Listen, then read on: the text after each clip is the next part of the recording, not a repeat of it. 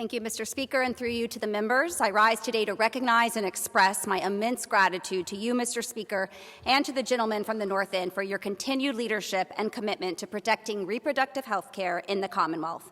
At a time when more than 20 state legislatures have banned or severely restricted access to abortion and gender-affirming care, and when these rights are under assault in the marbled halls of our nation's capital, you have time and again ensured that Massachusetts remains a beacon of hope and a place of refuge for those seeking compassion, safety, and liberty in their lives.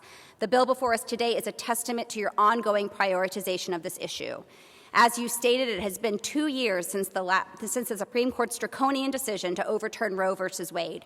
Following the Dobbs decision, I proudly joined this House in a bipartisan vote to update our laws with comprehensive protections for abortion and gender-affirming care access, acknowledging the imperative of protecting both patients in making private health care decisions and their medical providers, doctors, nurses, social workers, who have dedicated their careers to life-saving care.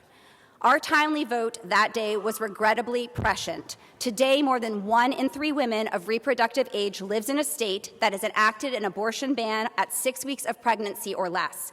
For the women and girls living in these states who do not wish to be conscripted into pregnancy, interstate travel is often a necessity. And as gut-wrenching lawsuits and first-hand accounts reveal, interstate travel has also become a necessity for countless women in those states who desperately wish to be mothers, but who have been denied medically necessary care at home in the face of fatal fetal anomalies and medical emergencies. As I have previously shared, between the birth of my 2 sons, I had 2 miscarriages. With the second, my body did not complete the process on its own. I needed the assistance and care of my doctor to assist with removing the fetus. Today, doctors in nearly half of the country must hesitate before providing this common procedure at the safest and most appropriate time. I am profoundly grateful to live in Massachusetts, where I needed to travel all of 6 miles to see my doctor. I am mindful that the travel time for reproductive health care for women in the United States has increased 300% in the last 2 years. In 2023 alone, more than 171,000 women traveled out of state for reproductive health care. Some of them traveled to Massachusetts. We know this because a federal investigation earlier this year revealed that a data brokerage company tracked people across interstate visits to Planned Parenthood locations in 48 states, including Massachusetts, and then provided the data to one of the largest anti-abortion campaigns in the nation. Let me repeat that. Tracked location data generated by cell phones here in Massachusetts was disclosed to a data broker that sold information for anti-abortion purposes. I'm mindful that the federal and state laws too often do not keep pace with the rapid development of digital technology. To ensure that protections for patients, providers, and their families established by this legislature truly exist, it is essential that we likewise protect the digital footprints of those seeking, receiving, and providing abortion and gender-affirming care. I want to thank the gentlelady from Pittsfield and the gentleman from Quincy for their significant efforts in this space.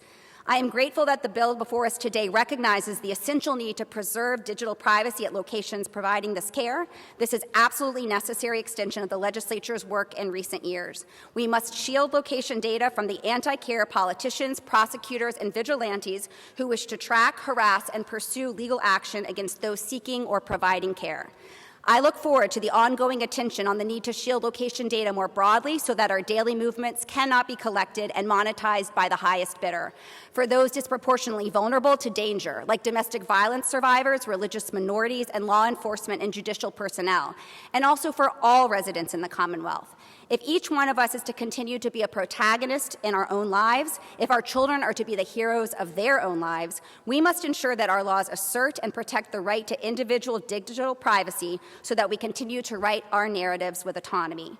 Today, we take a critical step in this work, responding to alarming attacks on abortion and gender-affirming care throughout the country in an effort to secure, in a digital age, the legal protections for patients, providers, and their families that this legislature has codified in recent years. I urge you to join me in voting for House Bill 4844. Thank you.